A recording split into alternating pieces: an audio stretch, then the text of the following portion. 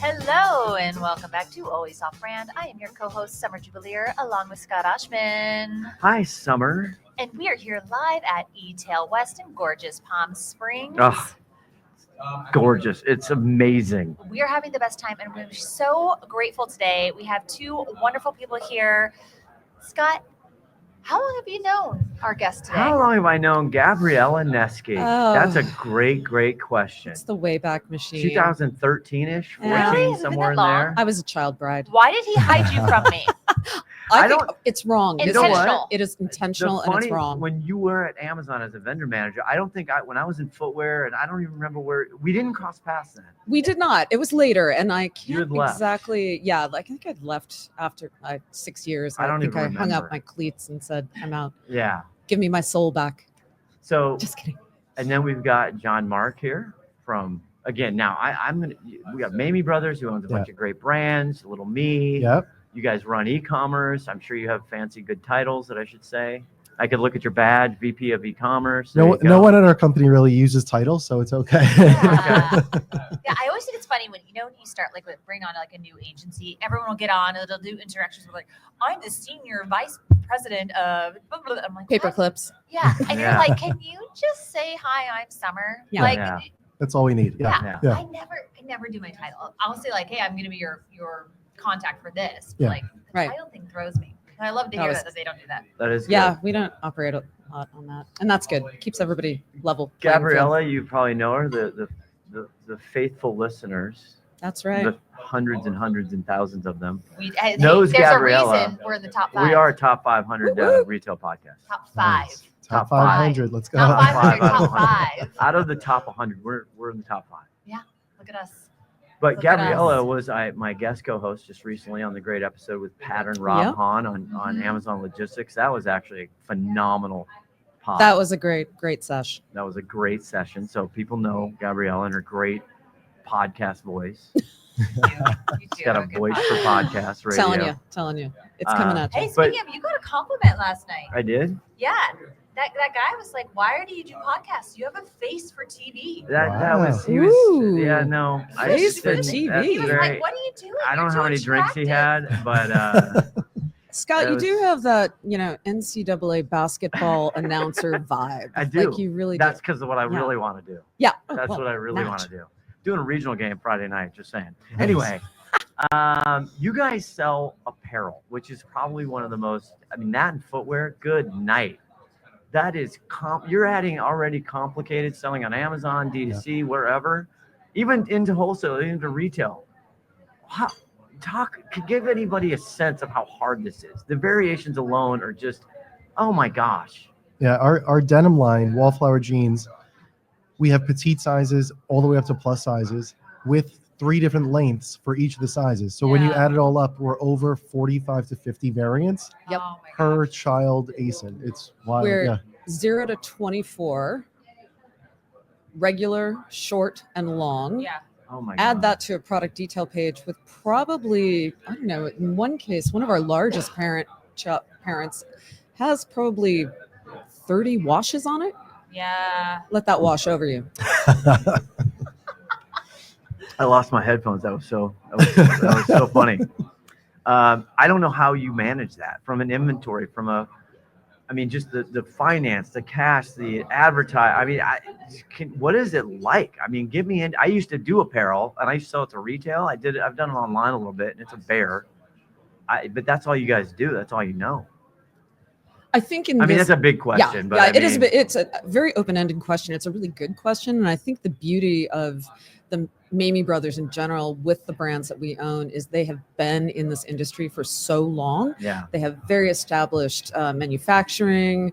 Have really streamlined things to the point where it's like it's doable. And I think the biggest challenge really lies with the planning piece of it, right? So how do you get ahead of that? You're 6 months out. Yeah. How do you get it from China fast enough? Let's fast forward to all the other fun discussions we're having right now with tariffs. Everybody run. I tell this to all the people, like you do apparel, same thing with footwear. You have to buy gray goods like a year, 2 years, depending on it's like a fluid market, right? If you want to go long on something, you got to go long on a certain fabric. It's all over the world as well. I always joke I could FaceTime my father who is 3,000 miles away, but I couldn't make a shirt in 8 months. Exactly. Yeah, 100%. 100%. So, Gabriella, we were talking a little bit before we started the pod just about you are selling on Vendor Central. You're an Amazon one first party business. Can you tell me when you're doing vendor negotiations, which I assume you're kind of in right now or wrapping them up, how does the macroeconomics of like what could be happening come into those negotiations? Wow, that's a really awesome question. Thank you. So, yeah, Wow, no, I it got really is, wait, yeah. hold on. I Yeah. got a good question. You She were got just an awesome. You were open ended. You even said a really awesome. Yeah. Gabrielle, I thought we were friends. Hey, I love you, Scott. I love you. I'm kidding. Well, it's, I mean, given, I mean, even at eTail right now, it's the talk of, Yes. you know, Yeah. what's going to happen. We don't know what's happening. We don't know, you know, what's coming around the corner. To be fair, if this was held in January, all we'd be talking about is TikTok. Oh, completely. You Yeah, know? we'd be talking, yeah, It's exactly. It's the talk uncertainty. of the town. Uncertainty is the theme Yeah, of the day. exactly. 100%. Uncertainty. Fortunately, we have great, like I said, great relationships with our manufacturers. We do have goods that have already been produced and locked in. And so in some cases, our retail partners, even our hard doors, are bringing those goods in earlier, you know, kind of front loading a little bit. Amazon is not. Amazon is doing something a little bit different, which I thought was interesting. Recently, they have flipped to, and this is the first time I'm seeing it, so perhaps it's already been there, who knows. They've flipped to a counter offer option in bulk buys. So they still want you to like, hey, give us a bulk buy and give us a discount. But they're saying now, if you want a counter offer, You can counter? right? Exactly. Okay, Is so this for let's those, make a deal? Ding, ding, ding, ding, ding. so I'll for- take what's behind killing me on Amazon for 600 art. So for those who don't know, Amazon does a bulk buy offer, and they do it maybe every 6 weeks ish, depending on the category. And they'll say, hey, your product that normally sells for, you sell to us for $17.89. Like we'll buy a large bulk of product, have it here are the weeks we want to buy it, and we want like $2-3 off. Right. And so with everyone panicking a little bit and front loading, there is this element of, you know, how can we take advantage of this, Amazon take advantage of this, and, you know, potentially avoid pass-through costing and all of these other things. But and it allows the vendors who are true wholesalers to get in stock. So if they're dependent on or looking at that year over year, month over month receipt line, that gets real important to a wholesaler real fast. Am I wrong? It's been used, rightly so, by vendors as kind of their forecasting system. Yeah. Because Yep. their forecasting system is the worst. It's Oh, been 100%. the worst since I met you. It's the worst Yeah. before I met you. It's the worst of any retailer in the world. nothing. Yeah, P70, P90, goodbye. So they've used that as a way to go, okay, this is one way we can actually plan and budget for what what the receipts are gonna be, right? Right. And tying this back into vendor negotiations, for us, our most vendors target goal is to keep the unnecessary percentage spends that you don't really know where they're going as low as possible. Yeah. Like if we can net stay out of that mix Yeah. and not take an increase, winner. So we do have a really good vendor manager. You can end up with Satan. That I got to give you this for that, because a good vendor manager. Oh, yes. 100%. Sweet Jesus. But we have a really great vendor manager. He's a good partner. We understand like we know that it's a net PPM game at the end of the day. Right. Period. Yes. We know that they are wanting to hit a number. Wait, and- are you telling me you're below category average for net PPM? Don't embarrass me. Isn't everyone? Who isn't? Everyone is, exactly. Who isn't? Where are they getting these numbers? I'm just supposed to believe you? I know, right? You're below? What? Wait, Your by the way, contribution profit is what? You have crap ASINs? and this is Martin Hoybel, who's a friend of the program, love him, but he put out the formula for the net PPM. I still don't believe it. I don't understand. I mean, I it. believe I in- tried to do the I math believe on in that. math, but I don't believe in that. I think that's like magic math. Like it's in when I was in engineering in college taking engineering classes, I got to the point where I was taking all these really high level classes, and I had to take an imaginary math course. And I think that's where Amazon got all their data. That's how they do their That's how record they do keeping. it. Exactly. All right. So you've got this net PPM game that you're Yep. playing with them. So again, the goal is to, keep those year-over-year percentages down. End of story. We come with data. You should always be prepared to come with data when you're having a vendor negotiation with Amazon. But the other opportunity for us to look at this game is now they're looking at direct import or promotions or additional bulk buys. So those are the things that are on the table for us. And the best part about all of these buckets, pro tip kids, they're not contractual. So if you say, yep, that sounds about right, I think I'd like to do that, sure, let's drive towards that. But as the business, ding. You got a pro tip there. It's juicy Pro tip. nugget. Juicy nugget. The best part about that is if your business is changing or the economic climates or the political climates change, you can say, hey, Bob, really sorry, but we're just not seeing this happen in our receipt line. And usually if you have a pretty good partner, they're okay with it. There's justification to be bubbled up to the front line. The other thing that I personally like to do, should never be lost on anyone. Look up LinkedIn and see who you're dealing with. Like, is this a super seasoned person who's been at Amazon forever? Or did they just graduate college 6 months ago? No joke. And And they'll be gone in 6 months. Well, and no disrespect to anyone who's starting off at Amazon. Everyone's got to start somewhere. And they're drinking from the hose. Yeah. That's your first How tip. do you know about that? Yeah, because I did it. I still have the hose in my mouth. Turn it off. But yeah, if someone has been there or new in their chair or recently promoted, that they want to make it, they're killing themselves. They're working really, really hard. And they want to make it as easy as possible on themselves. So the more, if you're the vendor who's like, I'm not doing that, screw this, blah, blah, blah. If you go in defense mode, Bingo. know what? I have a good friend who just started at a new company, and she was like, my manager has been managing this relationship with Amazon, and she just keeps telling them no and doesn't budge, refuses to listen, says that this is the funniest thing she told me. You need me, Amazon. I was like, get ready for another pro tip. Ding. Amazon does not care about your brand at all. Does not, because if they don't get it from you, they will get it from someone else. Bingo. So I think there's just not enough that's talked about with like the relationship building. Exactly. And even if you are the unfortunate soul who does get Satan, there are ways to have at least data-driven discussions with that vendor manager. Yeah. Where I say no, and I love it. The Megan Trainor zone. My name is no. My number is no. My sign is no. You need to let it go.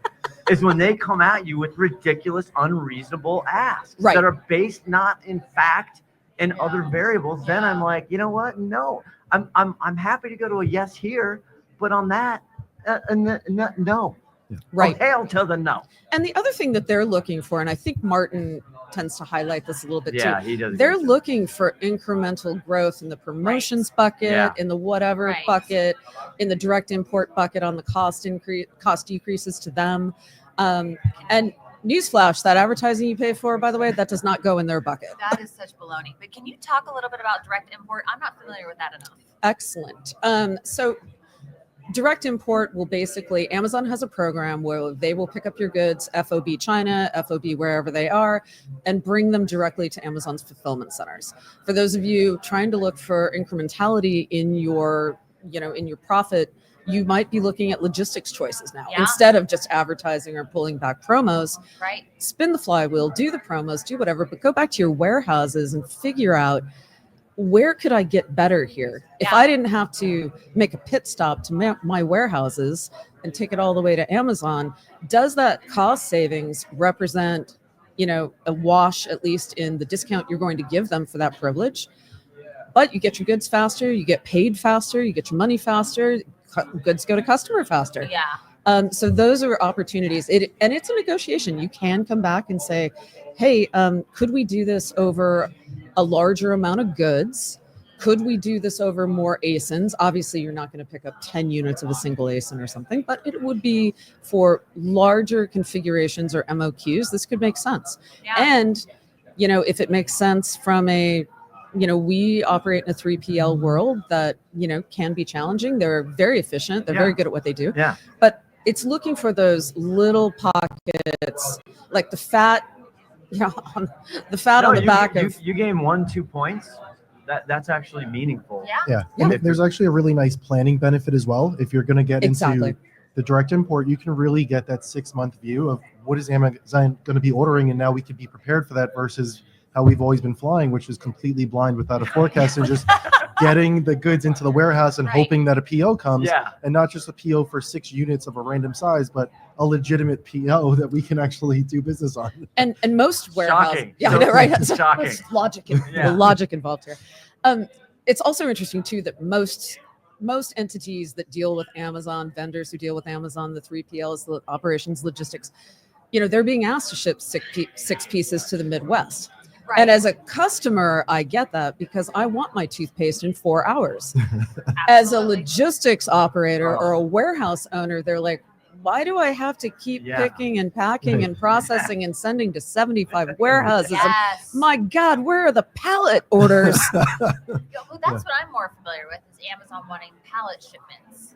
And they were, of course, negotiating on that. And where I struggle is, okay, great, my warehouse will save money, but my P&L is taking the hit. So warehouse, pony up. Yeah. Right. And I think there is, especially I think for us, we do not quite have the black hole of where does that get, credited back to the P&L discussion quite yet. But, baby steps. Well, it's hard. I have great empathy. Any CFO who does a vendor central business, I contend, again, it's a lot better over the years, but do you really know if you're making money? Do you have a P&L? It's really hard. It's no fault of the CFO. Right. They just make it so challenging to just decide, am I actually making $1 here? Yeah. Right. Yeah, and part of that improvement piece also extends to the payment world, right? So you're invoicing. You're I know you're hitting all my triggers. I know. Like you don't make enough money. Summer, get him a paper bag to breathe in. Summer's got to take a call. Yeah, I got to take a call. Okay. Maybe I'll be back. All right, no worries. So they're already making so much money on your money, and then they want to write, oh well, hey, 60 days. We'll give you a snack. We'll give you a little poo-poo platter. It's like, no, pay me in 30 days, bro. And pay me for everything I ship. And yes. That's the other big part where there's several companies that we've engaged with or have reached out to us about potential of shortages that were not really shortages, money is just missing. So a lot of that trying to be recouped for finance that, it's just a difficult situation to try to keep track of the P&L, like you were saying, where it's hard to find where it's all flowing and to have that kind of one central source of truth. But we're doing the best we can. We've made a lot of progress, and I think these companies are going to be coming out more and more because we're not the only ones that have this issue. They've been around, and in vendor, it's like a feeding, like it's just like a layup, like it's a buffet of chargeback money to go get. Right. And they're really good at, you got to just file the cases and you have to stay persistent. It's like obnoxious. Oh, it's a dog on a bone. It is a dog on a bone, but they'll get the money back. And for you, it's no risk because normally they just charge a percentage of what they return, what they get to you. Yep. So shout out to the Hawkers Club who has some really good service and they have some of the best rates out there. Really? Okay, nice. I like that. We're available for sponsorship at all times. I think the direct endpoint is really interesting. I always ask Gabriella, I call her because, again, I have some vendor, but we don't have a vendor manager not big enough. I go, so when negotiation season comes, I go, so what's the flavor of the year? Like, what are they? Because every year, somebody somewhere goes, get this. Like, this is what's important to us. Yeah, 100%. And it's, to your point, it's hard to keep track of that as a vendor year over year and why it's important. Like all of a sudden they're looking at this shiny object. What does that mean? I know. How does that affect my business? What do I have to do? How do I defend myself against it if I don't like it? Okay, so all of that said, okay, we could sit there and, this could be, the complaint podcast. I know, we can't. I know. It's good. These are good problems to have. They're solvable. But what is going on with your Amazon business as far as how are you, because the competitive, we all have talked about, this is just detail. This is not only Amazon, this is D2C, this is social, this is everything. Yeah. I'm doing a whole shtick on marketplaces because they're growing at a rapid rate over any other platform and channel. How's it going? I think it's going great. Over the past 3 years, we've tripled the business on Amazon as a company. With the brands. When did you start, Gabriella? I think there's a connection there, but we've had brands that are legacy brands on the platform that really didn't have a lot of attention being paid to them, and there was a lot of incremental wins that Gab was able to get for us right off the bat. And we've added new brands onto the platform. So just even looking at the brands that had existed, we've seen tremendous growth there. And we're continuing to ramp that up. We also are very focused on profitability. Like we're not here to just write Amazon a blank check. John, and Mark, you know what my favorite saying is? Profits undefeated. So, Last time I checked, there's only two things undefeated: gravity and profit. That's right. That's right. Well, I think the other thing too that really ties it all together. I mean, foundational. I think throughout eTail, you've heard nothing. The mantra of AI. Yeah, I want to hear what your eTail. Yeah, it's your customer first time. journey. Yeah, it's my first time. And it's a great show. Really been enjoying it. The Fabletics guy was amazing. I know was everybody's really talking about the Fabletics guy. I know, God, he did a really great job. Yeah, illustrating the tech and the personalized service that they're delivering to their customer, I think blew my mind away. Wow. And we are nowhere near close to but Fabletics. But it's nice to know that that's kind of the goal. The goal, so right? That's like, we can get there. Yeah. And I say this every episode. Like I have been in the AI, the hype cycle, the trough of disillusionment, the Lulu. Yeah. I've been in the trough, but I'm coming out, and that's the hope. The hope is that brands that aren't $8 trillion can actually use this technology to fight the good fight and level it up to make your experiences better, to do all this stuff, and it's not going to cost you, some $100 million in dev fees. Right. Exactly. And there was another theme that I heard: trust, right? So building trust with your customer, creating that personalized experience. And one of the things that I feel strongly about this, that you can't just do business with Amazon.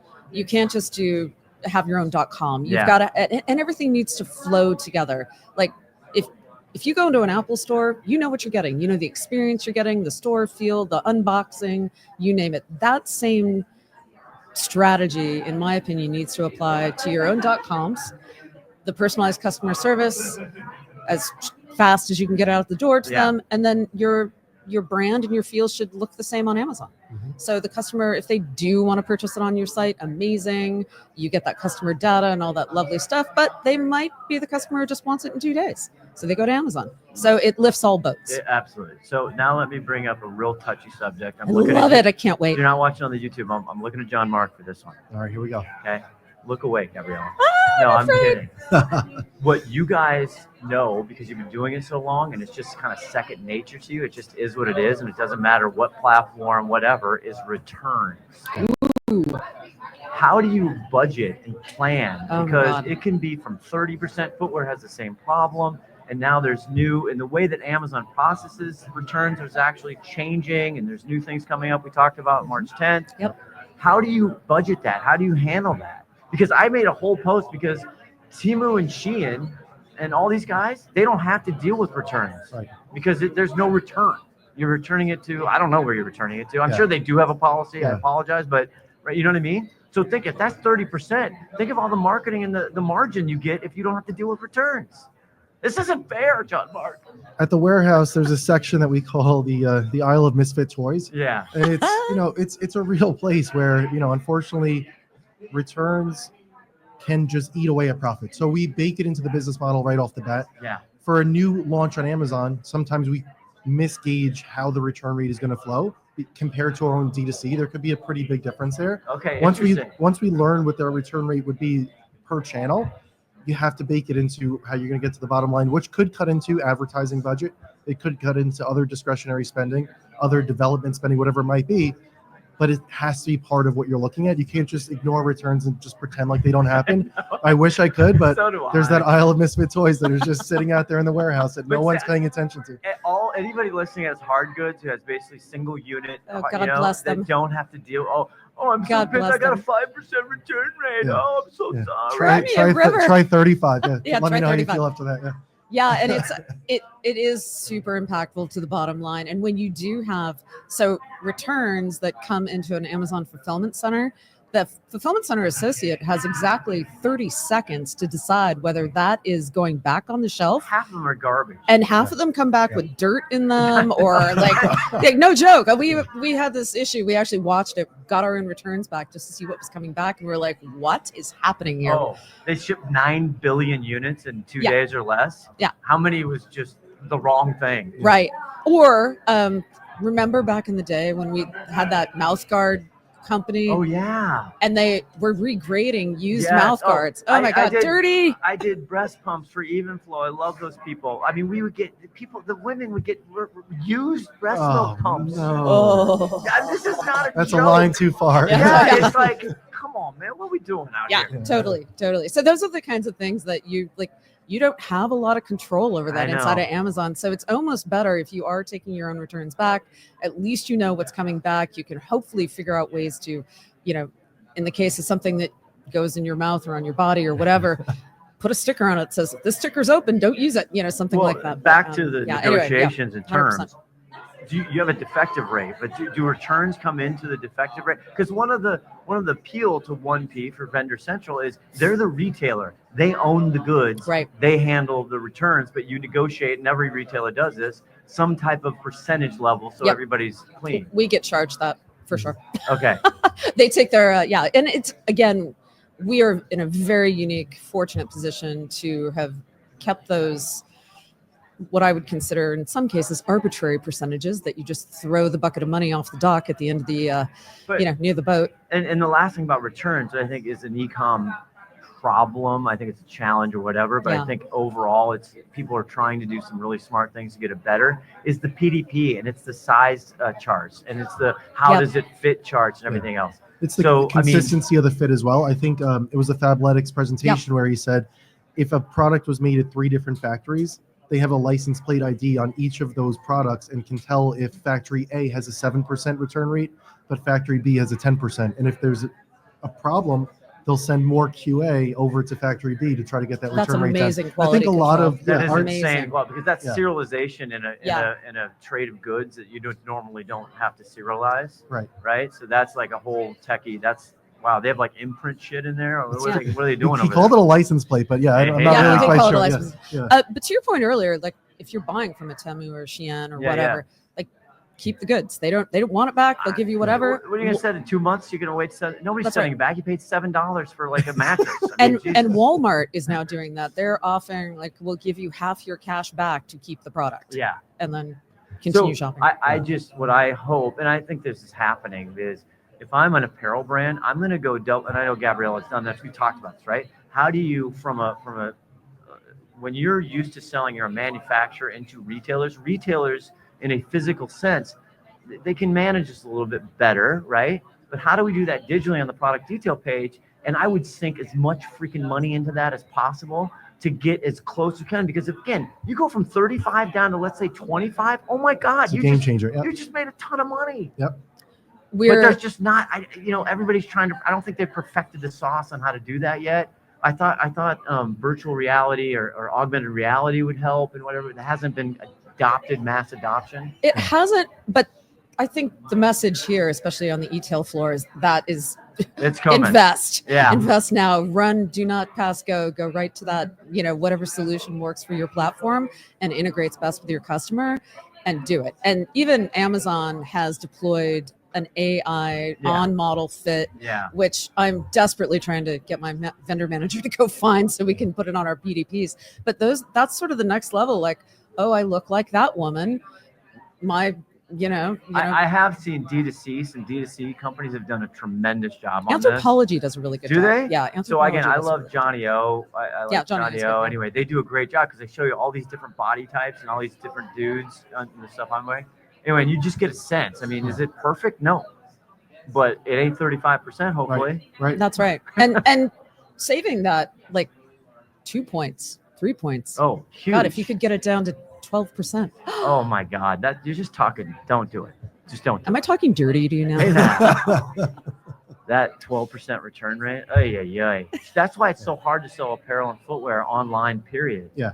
But our baby clothing, that category specifically is some of the lowest return rates that I've ever worked in. So I've worked across footwear, I've worked across women's apparel, women's footwear, and baby clothing is 5% or less on a return. Really? It's a Yes. wonderful business. Yes. And why is that? Because, Most of the orders for baby clothing are given as gifts, and it just so happens when you have a newborn, they are usually going to fit into Right. a range of the size that we Sizing offer. is a little more And forgiving. if it doesn't fit, you've already received so many gifts in your baby shower. It may not end up. It may go to someone else, but it usually doesn't come back to us in the form Yeah, of a true return. It's not like you're putting baby jeans on a baby. Yeah, you got to get the. You're I laying know. her down on the bed to get the top Yeah. button buttoned. Yeah. Just, how do you gain some weight? The fit doesn't have to be perfect. Yeah. but on the other side, I don't know if it's changed, but when I did any type of juvenile product, kid stuff, brutal pricing battle. Like the competitive set on Yes. price is just Yes. It's difficult. crazy. We're positioned in better. For one of our brands, it's more of a better department store Okay. brand, and then the other brand is considered a luxury baby brand. So that Okay, really so sets us apart. Yeah. that's good. The AUR is 4 to 5 times what the national average is for those products. So we're The getting average- a very Shout different out to customer. There kissykissy.com. you go. KissyKissy.com. Brought to you by Mamiye What's Brothers. AUR? What's average? Average unit retail. Okay, unit retail. Because we talk AOV, average order value, blah, blah, They're blah. pretty much so interchangeable. And they do a huge business worldwide. Saudi Arabia, Harrods in London. So a very elevated Pima cotton sourced from Peru, the finest grandmothers doing the stitching. I mean, it all sounds very idyllic and open the door to Narnia, but it's beautiful product. That is good because Put it on your baby. as what I like to say, schlock shopping makes its way, especially with all the world happening. Yeah. I think the elevated brands and that they stay there, they're gonna be okay. I'm not saying Yeah. it's gonna great because I'm worried about demand. Okay, I've Everyone said this is. 1,000 times. I am concerned about overall demand, Mhm. but you're gonna be a lot happier if you're on the mid to upper end. So anyway. All right. Any other big topics before we get you out of Ooh, here? I don't know. Yeah, this is pretty good. It's just better. Any other big takeaways for eTail? This is your first eTail. We talked Yeah. about you like the vibe. Isn't the vibe good? I don't know, I the think- people, the It's a vibe. great Maybe it's vibe. because Yeah. we're in Palm Springs Yeah. and it's And it's winter. 95 Well, degrees out, and Yeah. I left New York. It was That's right. 35. Yeah. Yeah. Everyone's Yeah. happier. The sun is out. Exactly. Birds are singing. Yeah. Cinderella's out there. Yeah. Yeah. I think it's for me. It was a great takeaway in terms, and it's still not over. Like I'm going to go Right. more, doing some more sessions. Yeah. But great to hear. There were a few people specifically, like the Fabulous guy, not to Yeah. go harp on him, but they really delivered a meaningful message about how they're trying to engage with their customers. Some are a little higher level, but there's a lot of opportunity here in terms of software, solutions. It's not necessarily one size fits all, but you might get a one size fits most with a combined solution for your website, whatever that means to you. No, yeah. And this is we are a we'll big, be back. Yeah, we are good. That's Yeah. great because we're a big pro eTail. They've been so kind to the show. They gave us the space, all this other stuff. They're amazing. Lena Moriarty. There's 7 tracks today. Yeah. This afternoon, there's 7 different tracks, Yeah. which I like. Again, I'm sure a lot of shows do this, but my experience when I go into these smaller tracks is you get like real stuff. Like Yes. it's not Yes, all yes. highfalutin, and you get people in senior C-suite people, but they'll kind of get down into a little like real talk shit, which think I my- really like. I like that. Outside of the Fabletics guy, my other favorite was the AI robot demo. Oh, So it was very like she's a total AI robot talking about the Apple iPhone. Please tell me about the Apple iPhone. And he's asking her, am I talking to a human being? I mean, I'm in my head, I'm thinking, oh my God, is this going to explode into some awkward girlfriend moment right in front of everyone? Like, does he like her? are they dating? It was an but it was a very cool solution, way more than I think I need in my life. But then I expanded it because this is how my brain works. Yeah. How many lonely people are going to be out there, like talking to AI robots, Oh, going, "Sarah, tell me oh. something special." Lonely people. I think the possibilities are endless. Like my husband's in the finance Yeah. arena. He talks a lot about, blockages in IT. And, I was sending him an article about, are your coders like leveraging ChatGPT and all that AI stuff. out there to write basic code for you? Like, what a time saver. Mhm. I use it for everything. John Mark asked me to do my review, so I let You just- ChatGPT do it. 100%. Gabriella's amazing. I don't think She's I've gonna- spoken to Gabriella in a year. Just ChatGPT I know, right? version. All right, John Mark, you're now in the family. Welcome to the AOB family. Happy to be Love here. to have you. Gabriella, thank you for everything. It was a pleasure. Absolutely. Friendship. Always great to see you. And it's all about people because people matter. And you're listening to Always Off Brand. And we'll be back with much more from eTail. Everybody have a great day. Bye-bye. Hey there, this is Haley from Quickfire, and they want me to read this so you know what this podcast is part of and how to find out more if you want. Always Off Brand is a production of Quickfire LLC and a part of the Learn and Laugh series on the Quickfire Podcast Network. For more information, go to quickfirenow.com. Have a good one, and thanks for listening. Welcome to NPR. Exactly. And we want to talk about sweaty balls. How much is too much? Yeah.